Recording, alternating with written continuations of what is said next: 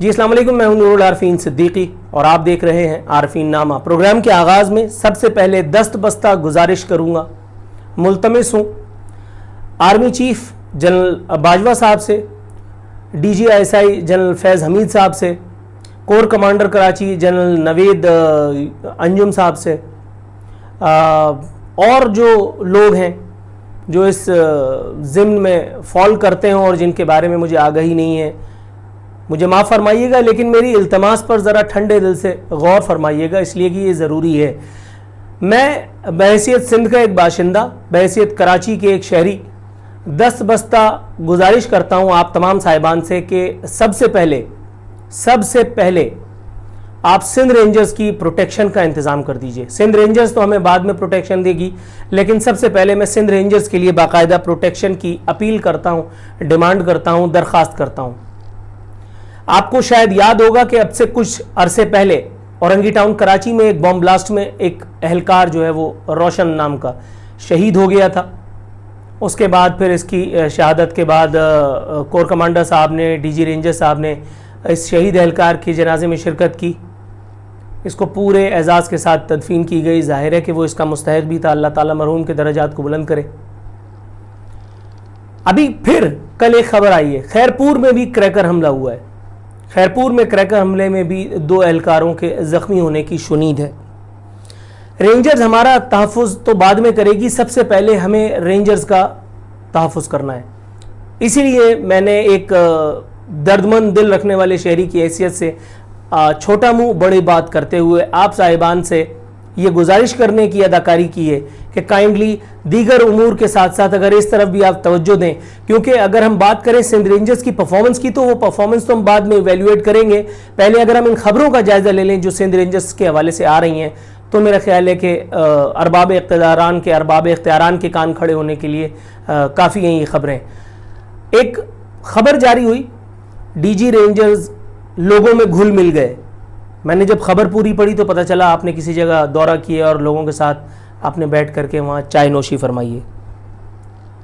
جب میں چھوٹا سا تھا، ننا منا سا، اور آج جب میں بڑا سا ہو گیا ہوں، شاید بڑا منا سا، تب سے ان خبروں میں کوئی فرق نہیں آیا۔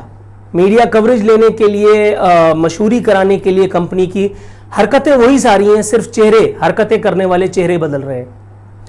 پچھلے والے جو ڈی جی رینجرز آئے تھے، وہ ان کی ولولہ انگیز قیادت میں کبھی ہم نے یہ دیکھا کہ جناح کورٹس میں ایک دفعہ تو خود میرے ہی پاس ایک واٹس ایپ میسج آیا کہ جی کوریج چاہیے۔ پڑھا تو پتہ چلا جی سائیکل ریس ہو رہی ہے قائد اعظم کو خراج عقیدت پیش کرنے کے لیے۔ مطلب قائد اعظم کا سائیکل سے کیا تعلق تھا؟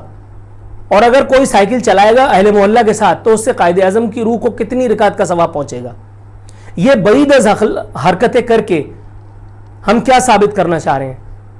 سندھ جیسا سینسٹیو پروونس، کراچی جیسا سینسٹیو شہر، اور وہاں پر قانون نافذ کرنے والے اداروں کی عدم فعالیت یا ان کی کارکردگی انورٹڈ کاماز میں اگر اس نوعیت کی ہوگی تو پھر ایک عام شہری روزانہ امن و امان کی جن خطرات سے دوچار ہوتا ہے، میرا خیال ہے آرمی چیف صاحب، D G I S I صاحب، خود کور کمانڈر کراچی صاحب اور جو بھی ارباب اختیاران ہیں، میرا خیال ہے وہ زیادہ بہتر طور پہ تصور کر سکتے ہیں کہ یہاں معاملات کس حد تک خوفناک ہیں، جو شاید یا تو رپورٹ نہیں ہو رہے یا رپورٹ ہونے نہیں دیے جا رہے، پتہ نہیں کیا معاملہ ہے۔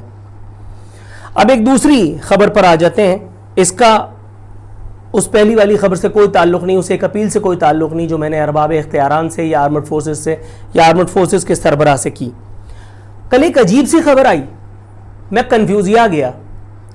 2 لوگوں کو جو باقاعدہ ایوارڈ مستحق تھے، اس کے یوم پاکستان کے موقع پر 2 لوگوں کو ایوارڈز دیے گئے اور دونوں کو شاید غلط ایوارڈز دے دیے گئے۔ ہمایوں سعید کو بہترین اداکاری کے شعبے میں ایوارڈ دے دیا گیا، طارق جمیل صاحب کو اللہ ان کا اقبال بلند کرے، ان کو مذہبی واٹ ایور کے سلسلے میں ایوارڈ دے دیا گیا۔ اچھا، مجھے نہیں، کچھ لوگوں کو، کچھ ناقدین کو، اور ان میں بھی شامل ہوں، میں کیوں پیچھے رہوں اس میں۔ I am a very firm believer کہ شاید یہ بہت ہی کوئی کنفیوزڈ قسم کا فیصلہ ہے۔ ہمایوں سعید کو جس میدان میں اداکاری کے لیے جو آپ نے ایوارڈ دیا ہے، ہمایوں سعید کو جس ڈرامے کے لیے ایوارڈ دیا ہے وہ اس میں یہ کہ اس کی بیوی اس کے ساتھ، اس کی بیوی اس کے ساتھ.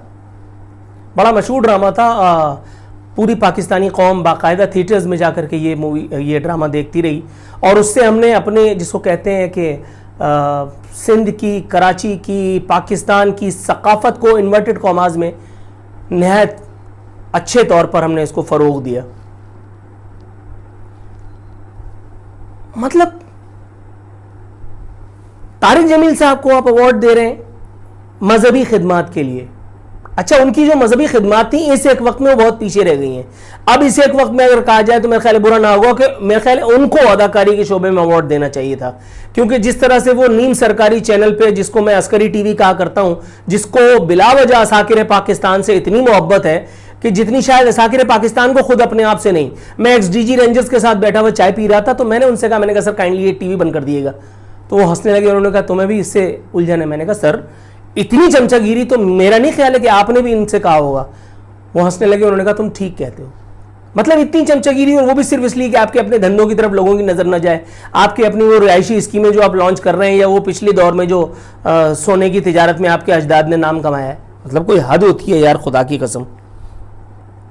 اس ایک چینل پہ بیٹھ کر کے طارق جمیل صاحب نے جو رو کر کے، اگر وہ روتے نہیں تو بھی ٹھیک تھا، لیکن انہوں نے وہاں پہ ہمایوں سعید کا بھی بیڑا غرق کر دیا، اس کو بھی پیچھے چھوڑ دیا. اور ہمایوں سعید جیسے بہت پیچھے کھڑے نظر آ رہے تھے اس ایک شعبے میں، اس ایک وقت میں جب طارق جمیل صاحب گڑ گڑا کے یہ کہہ رہے تھے اللہ میاں سے کہ یا اللہ تو نے ہمیں اتنے عرصے بعد ایک نیک، صالح اور ایماندار حکمراں عطا کیا ہے. مطلب یہاں ایک ہی صف میں کھڑے ہو گئے ثاقب نثار اور طارق جمیل. مطلب میری سمجھ میں نہیں آ رہا تھا ایسا کیوں ہوا ہے. عمران خان صاحب کو بھی اس بے وجہ پروموشن کی مجھے نہیں لگتا ہے ضرورت تھی، وہ حکمراں ہیں ٹھیک ہے، لیکن جب کبھی بھی دیکھا گیا ہے کہ جب کبھی بھی عمران خان سرکار پہ برا وقت آیا تو طارق جمیل صاحب باہیں پھیلا کر کے اور سامنے آ جاتے ہیں. آصف غفور صاحب سے بڑی اچھی یاد اللہ تھی، اور میرا خیال ہے اسے ایک دوستی کا بھرم نبھانے کے لیے یہ شاید نیڈ آف دا آر تھی کہ جب کبھی بھی حکومت پر کوئی برا وقت آیا کرتا تھا تو فوراً طارق جمیل صاحب باہیں پھیلا کر کے اور خان صاحب کے ساتھ آ کر کے ایک فوٹو سیشن کروا لیا کرتے تھے. میرا خیال ہے ہمایوں سعید کو طارق جمیل کا اور طارق جمیل کو ہمایوں سعید کا ایوارڈ دینا بنتا تھا. حکومت سے یہاں پہ بھی چوک ہو گئی. تیسری اہم ترین بات لیکن سب سے خطرناک بات، میں نے پہلے بھی پریڈکشن کر دی تھی، اب خبریں باضابطہ طور پر اس طرح کی سامنے آنی شروع ہو چکی ہیں کہ جی رمضان میں جو ہے وہ سب کچھ بند کیا جائے گا، تراویح وغیرہ پہ پابندیوں کا، جزوی پابندیوں کا احتمال ہے. جیسا کہ رمضان میں نے آپ کو پہلے ہی بتایا تھا کہ کورونا بڑھ جاتا ہے. انورٹڈ کاماز میں سمجھیے گا اسے آپ. کورونا کے پھیلاؤ پر چیخنے چلانے، سینہ پیٹنے والی، نوحہ خوانی کرنے والی حکومت کورونا کے پھیلاؤ کو روکنے کے لیے اتنی سنجیدہ ہے کہ اس نے مزارات کو سندھ بھر میں کھول دینے کا فیصلہ کیا ہے. جی ہاں، سندھ وہ صوبہ ہے جہاں پر وائس رائے سندھ عوام کو کتے سے کاٹے کی بچاؤ کی ویکسین تو نہیں دے سکے، کیونکہ یہ اگین ان کے کہنے کے مطابق وفاق کا کام ہے جس کے لیے سندھ حکومت کچھ نہیں کر سکتی. اس کا واحد کام رہ گیا تو بھٹو کو زندہ کرنا، وہ بھٹو جو آج سے بہت پہلے، میری پیدائش سے بھی پہلے داغے میں فارقت دے چکا، وہ جو صوبے میں صاف پانی کی فراہمی کو یقینی نہیں بنا سکی، وہ جس کے ہوتے کراچی کو بدترین ٹرانسپورٹ کا حامل، دنیا کا واحد شہر کا ٹائٹل مل گیا لیکن اس کے کانوں پر جون تک نہیں رہیں گی، وہ جو صرف ایک کارڈیو اسپتال بنا کر کے یوں اترا رہی ہے جیسے اس نے اپنے ذاتی پیسوں سے یہ بنایا ہو. معذرت. سندھ میں کورونا پھیلاؤ سے روکنے کے لیے ہماری حکومت اتنی مستعد ہے، مزارات کو پوری طور پر کھول دیا گیا ہے، اسکولوں میں 50% حاضری کے ساتھ یقینی بنانے کو، تعلیمی عمل کے یقینی بنانے کو کہہ دیا گیا ہے. سعید غنی صاحب کی آج پریس کانفرنس تھی، انہوں نے میڈیا ٹاکس کی ہیں. اور دوسری سب سے امپورٹنٹ، یہ شاید پرابلمیٹک بات، پرابلمیٹک کیوں؟ ویکسین کی پرائیویٹ امپورٹ کو روکنے کے لیے بین الاقوامی اداروں کا خط پاکستانی حکومت کو موصول ہو چکا ہے، حکومت پاکستان کو موصول ہو چکا ہے. ٹرانسپیرنسی انٹرنیشنل نے بھی اس حوالے سے فرمایا ہے کہ پاکستان کورونا ویکسین کی نجی بنیادوں پر درآمد کی اجازت نہ دے، اس عمل کو مکمل طور پر منسوخ کیا جائے. پوری دنیا میں حکومتیں ویکسین کے حصول اور اپنے شہریوں کو مفت لگا رہی ہیں کیونکہ یہ ریاست کی ذمہ داری ہے. اس عمل سے بدعنوانی کی راہ کھل جائے گی. تاہم چونکہ ہماری حکومت حاجیوں کی ہے, اس میں بدعنوان تو ظاہر ہے کہ ہیں ہی نہیں, تو اس لیے اس ایک عمل کے لیے سینہ ٹھوک کر کے سامنے آ گئے. فواد چودھری صاحب کہتے ہیں ویکسین کی نجی درآمد پر اعتراض ناقابل فہم. اجازت اس لیے دی تاکہ جو قطار میں لگنا نہیں چاہتے وہ پیسے دیں اور لگوا لیں. کتنی سادہ سی بات ہے, جیسے ساحل سے چھڑا لیتی ہیں موجیں دامن, کتنا سادہ ہے تیرا مجھ سے گریزاں ہونا. فواد چودھری صاحب سے تو کوئی بات کرنا اور اونٹ کو رکشے میں بٹھانا میرا خیال ہے سیم ہے, اس لیے میں فواد چودھری صاحب سے بات نہیں کروں گا.